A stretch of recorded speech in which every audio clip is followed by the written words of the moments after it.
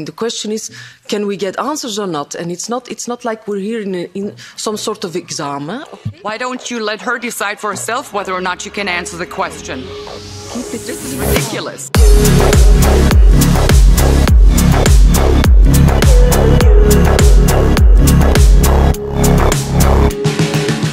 My question is there any data or breakdown into who exactly suffers from long COVID in terms of mRNA-injected people and mRNA shot-free people? If there is no data, if you do not collect that data, why don't you? Are you not interested in that? That would be very helpful if you could answer these questions.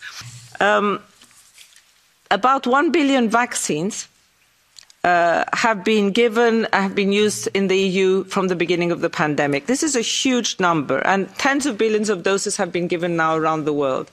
So the authorized COVID-19 vaccines, and Emer Cooke is here. I cannot see. There she is, sitting at the back. Emer Cooke is here.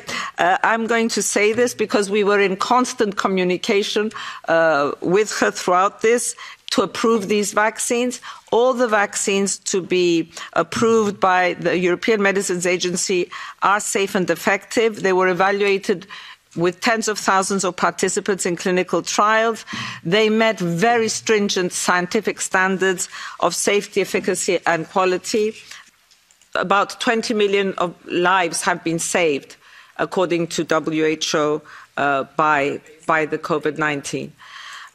First, I have two requests and then two questions. So we've heard twice today that 20 million lives have been saved due to these mRNA injections.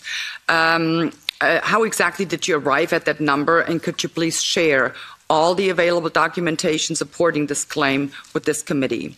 Then secondly, in response to a colleague of mine, you said that the EMA also conducted independent research. Can you please share the documentation of all the research that EMA has conducted with, in regards to the mRNA injections with this committee? Now my two questions. Very simple questions. I hope you can answer them. How many severe adverse side effects have been reported to EMA with regard to mRNA injection?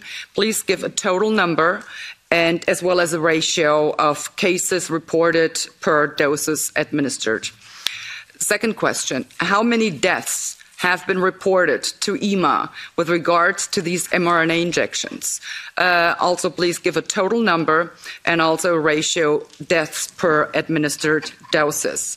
Now, you have stressed earlier in the session twice that you took your responsibility to the people as far as the safety of these mRNA injections are concerned very, very seriously. That's what you said. So it should not be a problem for you to provide the numbers to these very basic but fundamentally important questions that I just asked you. If you can't provide the numbers off the top of your head, I would have to conclude that you simply don't care, or you're still working for the EFPIA, one of the lobby organizations of the biggest pharmaceutical companies in Europe. So I do hope you can answer my questions. Thank you. Okay. Disregard that last remark, Mrs. Anderson. People cannot just on the top of their head cite all these numbers. That's not possible. So what you should be able to answer these two questions, very basic questions.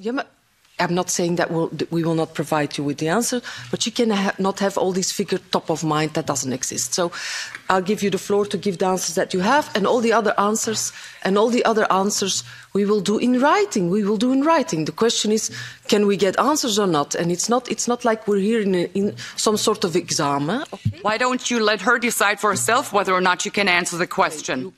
Keep it. This is ridiculous. Yeah, we have published 52 monthly reports on the vaccine side effects since the start of the pandemic, monthly reports. We don't publish the periodic safety update reports, but we're looking into do this. It is a resource issue. But we have published 52 monthly reports on every month for 52 months, we have published a report with all the figures on the vaccination numbers, the number of side effects, the number of deaths, the number of any new event that's coming up, anything that has come up, our committee on pharmacovigilance has looked into, has decided whether or not that we needed to change the label. We've had investigations on a number of different side effects that were potentially linked to the vaccines. Some of them have been shown to be, others not. The estimates of 20 million deaths, this is not a figure from us. This is a worldwide figure. I will find the studies, the references that provide that information. Mrs. Cooke, thank you so much. I have to correct. It's 50 reports in 2 years. And also when the 20 million lives saved is from all vaccines, not just from mRNA vaccines. But I didn't say, yes, that's from all vaccines.